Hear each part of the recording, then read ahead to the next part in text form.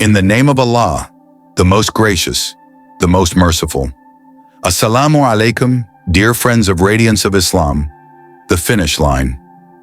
She sat quietly, a small girl in a white hijab, soft face, calm posture, just another 10-year-old, until she spoke. Across from her, Cristiano Ronaldo, the most famous athlete on earth, listened. For once, he wasn't the one asking questions. Her, "You've won the world, Ronaldo. But what if you've been running the wrong way your whole life?" The words didn't shout. They cut. He studied her, amused but curious. "I chased greatness, trophies, records, wins. That's not wrong." Her, "Depends where the finish line really is." His smile faded. "Are my achievements meaningless?" Her, "They matter here. But what about after here?" A pause, the air felt heavier. Him, leaning in. "I've done good, charity, helping people. That counts, right?" Her, "Kindness always counts. But direction matters more. Even a generous heart can drift from its creator." His fingers tapped his knee. "I wasn't raised Muslim. This path wasn't mine." Her, "Not your fault. But now that truth has found you, your next move is yours." Him, "What truth?" Her, "That you were made. Your strength, talent, success, given, not luck, and it can be taken." Silence. Him, defensive. "I've donated millions. What more should I do?" Her, "Who are you doing it for? If it's for Allah, it's worship. If it's for the world, it fades with the world." His chest tightened. Him, quietly. "You speak like someone older." Her, "I know the sound of silence after prayer. You've heard crowds scream your name. I've heard my soul whisper to God. A beat." Him, "Prayer gives you that peace?" Her, "Clarity. Truth. It takes the weight off your chest and lays it where it belongs, at Allah's feet." He exhaled. "I've bowed after goals, never to my creator." Her, "Sujood isn't a weakness, it's surrender. And in surrender, there's strength. You'll never feel as powerful as when your forehead touches the ground for him." For the first time, his smile was real, tired, raw. Him, "Sometimes I wonder, what's it all for? The fame, the pressure. I go home, silent but not at peace." Her, gentle. "Peace isn't from silence, it's from connection. And the strongest connection is to the one who never leaves. Not after failure, not after fame, not even if you ignore him for years." He ran a hand through his hair, voice barely above a whisper. Him, "And if someone wanted to change direction?" Her, "Start with one question." Him, "What question?" She held his gaze. Her, "Ask your heart. Not your fans, not your family, just your heart. Who created me, and why?" He closed his eyes. The silence felt heavier than any cheer he'd ever heard. For the first time, the man who made crowds explode with noise had no words left. That night, something changed. Ronaldo stopped arguing. No smirks, no comebacks, just listening. Not as a superstar, but as a man who'd forgotten what quiet sounded like. He scanned the room, strangers everywhere, yet he'd never felt more seen, not judged, just exposed. That question pulsed inside him. Who made me, and why? A voice softer than a whisper wouldn't let go. He leaned in, voice low. "I've played 1,000 games, heard millions chant my name, but at home the silence screams louder than any stadium." Noor didn't interrupt.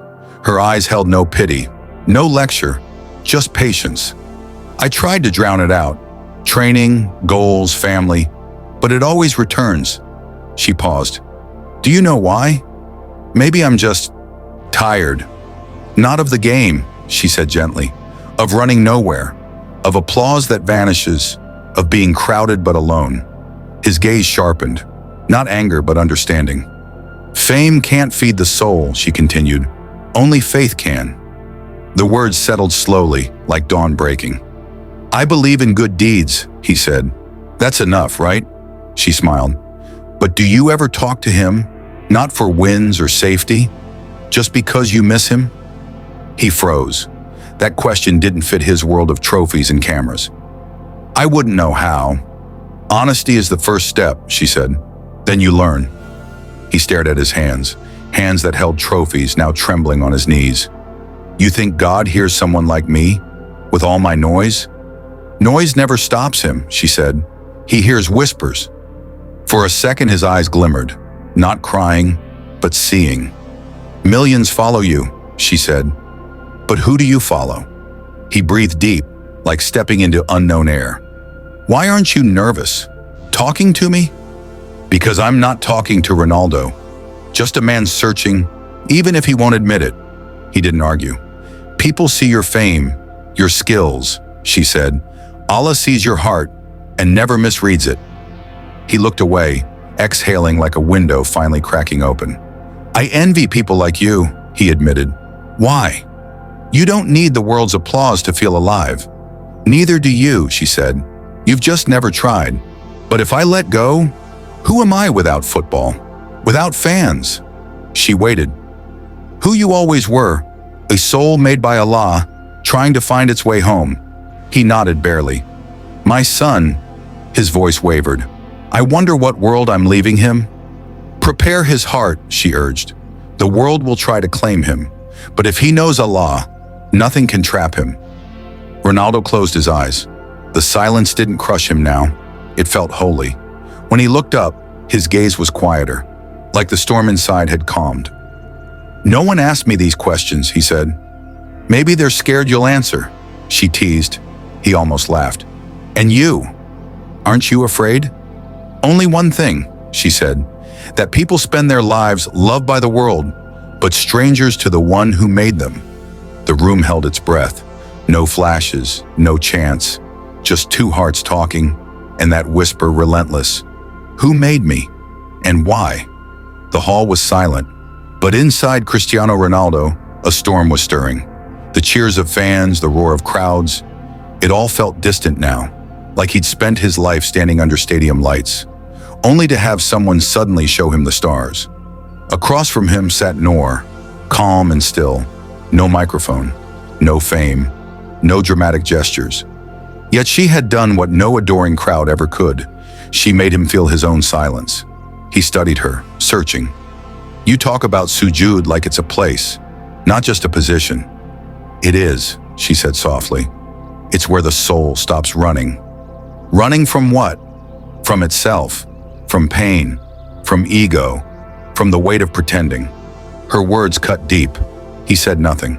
Sujud isn't about lowering yourself, she continued. It's about rising. When your forehead touches the ground, you're admitting the truth. You are nothing without the one who made you. He glanced away, then back.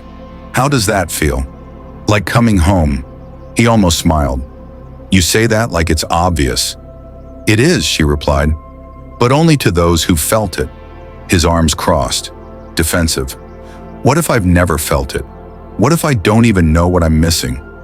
That's the hardest part, she said, not realizing you're lost until someone hands you a map. And what's the map? The Quran. It doesn't just guide, it speaks. And when the heart is ready, a single verse can change everything. He hesitated. What if this is all just tradition? She shook her head. Traditions don't transform people. Islam transformed me. It didn't just tell me what to do, it showed me who I am. And who are you? A slave, she said, not to the world, but to the one who created it. And in that slavery, I found real freedom. Freedom through submission. The words should have sounded backward, but they didn't. I've spent my life in control, he said. My body, my career, my choices. And did control ever bring you peace? He looked down. Number only pressure. Because the heart wasn't made to rule, she said. It was made to follow something greater. Like what? Like the truth. Like purpose. Like Allah. For the first time, his voice was barely a whisper. Why would he care about someone like me? Because he made you, she said, and the Creator never abandons his creation. Only the creation forgets the Creator. Silence, then. If I kneel tonight, just to try, would he hear me? He already is, she said, even before your forehead touches the ground. And if I feel nothing, you will. Maybe not at first, but something will break. A wall you didn't know was there, and that's how it starts. A faint smile. You sound like someone who's been in the dark. She paused. I have. My father died when I was 6. I used to cry at night, asking Allah, why me? But my mother taught me, even the prophet wept in sujud. Even the strongest hearts break, but he always turned back to Allah. Ronaldo didn't reply. He didn't need to. Sujud is where I left my pain, she said, and where Allah gave me peace. What if I'm not ready? You don't have to be ready, just honest. Allah doesn't want perfection. He wants you. His voice cracked. I'm not sure I know how to be real anymore. Then start there, she said. Say it in the dark, in your own words. I don't know how to find you, Allah, but I want to. That's enough. He leaned back. For the first time, his posture wasn't guarded. It was open. I thought winning would fill the emptiness, he admitted, but every trophy just leaves my hands feeling lighter. She nodded. Because you weren't made to be worshipped. You were made to worship. He closed his eyes, and in that moment, the most famous athlete in the world looked like nothing more than a man, finally breathing. No cameras, no applause, just silence, waiting. He opened his eyes slow. Why does my life feel so loud, but so empty? Nora waited, then softly, because noise drowns truth. And you've been given more noise than most can survive. He leaned in. What if I just, walked away from all of it? She held his gaze. Then tell me, what's really holding you back? Silence. Is it fame? The money? Your pride? A pause? Or just fear? He looked away. We're scared to lose what the world gave us, she said. But we forget. The one who gave it can replace it with something greater. I built this life from nothing, he argued. Dirt to gold. And now, I just let it go? Not letting go, she corrected. Choosing something heavier. Your soul. He clenched his hands. What if I fall? Then fall into the arms that catch you before you hit the ground. No poetry now, just raw conflict. A man on the edge. I've seen Muslims pray, seen their peace, but I've also seen their pain. Islam doesn't erase struggle, she replied. It gives it meaning. A shaky breath. What if I'm not enough? You're not, she said bluntly. That's the point. We worship God because he's perfect, not us. His eyes flickered, like she'd spoken the words his heart couldn't. You once said, he whispered, you weren't made to be worshipped. You were made to worship. She let the words hang. If I become Muslim, he hesitated. Will people hate me? Some will, she admitted, but Allah's love drowns the rest. Why me? Why now? Her smile was knowing. Allah doesn't call the right people. He calls the ready ones. And you're listening. His voice cracked. Then why haven't I accepted it yet? Because your ego still screams louder than your soul. It stung, but truth often does. Nora's voice gentled. I'm not here to convert you, just to remind you. The chance to return home isn't promised tomorrow. He stared at the floor. Every breath you take, she added, that's Allah saying he hasn't given up on you. But will you wait till your last breath to remember him? The invisible man now looked fragile. I don't know how to live without applause, he confessed. You weren't made to, she said, but you were made to live for the one whose applause never ends. He covered his face, as if hiding from himself. All I've heard about Islam is terror, oppression. She leaned in, fierce. Don't let lies block your path to truth. Open the Quran. Listen to God, not the world. What if it breaks me? Good, she said. Allah enters through the cracks. A heavy silence. The unspoken question hung. Why haven't I accepted it? He already knew. Ego dies hard. But the truth? Truth lives forever. He's asking if you ever humbled yourself for him. The words weren't meant to hurt. They were meant to heal. He, voice shaky. What if I don't know what to say? Just be honest. Tell him you forgot. Tell him you chased the world and lost yourself. Tell him you wasted blessings but still want his mercy. Cry if you need to. He'll forgive you. He, breaking, "But what if it's too late?" She, firm, "It's not.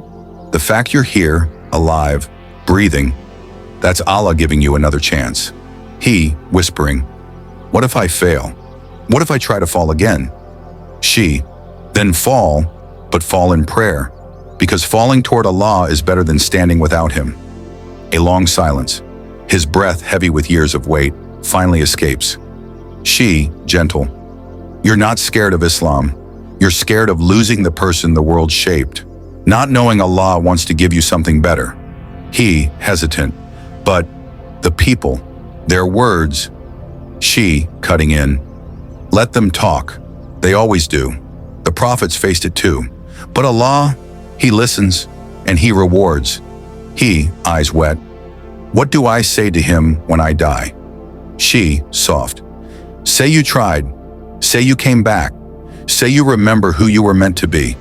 He wipes his face, surprised by his own tears. He, raw, "I've never cried like this. Never talked like this." She, "Maybe this moment isn't yours or mine. Maybe it's Allah's." He, stunned, "Do you think He's still waiting for me?" She, smiling, "Not just waiting, calling. The question is, will you answer?" A pause. The weight of eternity settles between them. She, "You trained your whole life for 90-minute games. But are you ready for the moment that decides forever?" He, choked up, "What if I want to believe, but I'm scared?" She, steady, "Be scared, but move anyway. Paradise isn't for the fearless. It's for those who take the step." For the first time, he's not Ronaldo, the legend, just a man at the truth's door. All he has to do is open it. Silence. Not empty. Alive. He, whispering, "I don't even recognize myself." She, "Good. Sometimes you have to lose who the world made you to find who Allah created." He, exhaling, "I've always controlled everything, but now I'm on the edge of something I can't control." She, "That edge? That's where faith begins." He, eyes closed, "It feels too hard." She, "It is, but it's real, and real is always harder than fake." A beat. Then she, quiet, urgent, "Cristiano, what's stopping you from saying the words?" He, lips trembling, "The Shahada?" She nodded. "Say it. There's no God but Allah, and Muhammad is His messenger." He repeated the words in his heart. His lips didn't move, but his soul did. "I'm not ready," he admitted. "I still have doubts. Still afraid." "Doubts are okay," she said. "Fear is okay. But tomorrow? That's never promised." The truth hit him like a hammer. Not harsh, just undeniable. He glanced around. The room was frozen. No one breathed. No one blinked. All waiting. But she wasn't rushing. "You don't have to be perfect," she whispered. "Just sincere." He stared at her, eyes caught between pain and peace. "If I say it, what happens?" "Everything," she said. "Not all at once, but everything starts to change. Your past sins, erased, your soul, healing begins. And Allah, He becomes your anchor, your protector, your friend." Tears burned his eyes. "I've lived so long without Him. Why would He want me now?" She smiled. "Because He doesn't ask, 'Where were you?' He says, 'Welcome home.'" He turned away, shoulders shaking. She stayed silent, letting him feel. Then barely a whisper, "I want to say it." Her eyes glowed. "Then say it." A shaky breath. "I believe there's only one God, and Muhammad is His messenger. Not loud, not flawless, but real." Nora closed her eyes, tears falling, not for pride, but for a soul finally free. The room stayed still, not in shock, in awe. A legend had bowed, not to fame, not to crowds, to the one who made him. For a heartbeat, the world stopped spinning. No flashing lights, no trophy lifted. Yet he just won the greatest victory of his life. Cristiano Ronaldo, the king of football, had surrendered, not with his knees, with his heart. Nora didn't cheer, just whispered, "Alhamdulillah." Ronaldo wiped his face. These tears, different, not from winning, from the truth. Why do I feel like I'm breathing for the first time? Because your soul just exhaled, she said. He met her gaze, eyes red. Now she didn't hold back. This is your beginning. A slow nod. I've never felt lighter, but I know what's coming. What? The world, the media, the sponsors, the hate. She shrugged. You feared losing them. Now you've found what they can't give. He sighed. They'll call it a phase. Say I'm doing it for attention. Let them, she fired back. They mock the prophets too. Truth doesn't bend for opinions. A quiet laugh. I've played in enemy stadiums. But this is bigger. Because this is the real game, she said. And the stakes? Forever. A pause, then seriously. Should I change my name? She smiled. Allah already knows your heart. Call yourself Ronaldo or Abdullah. Just live it. For the first time since the Shahada, he grinned. Then I'll keep my name, but I'll wear it differently now. Wear it for the one who gave you life, she said, not for fans who give you likes. The aftermath. The next day, the world exploded.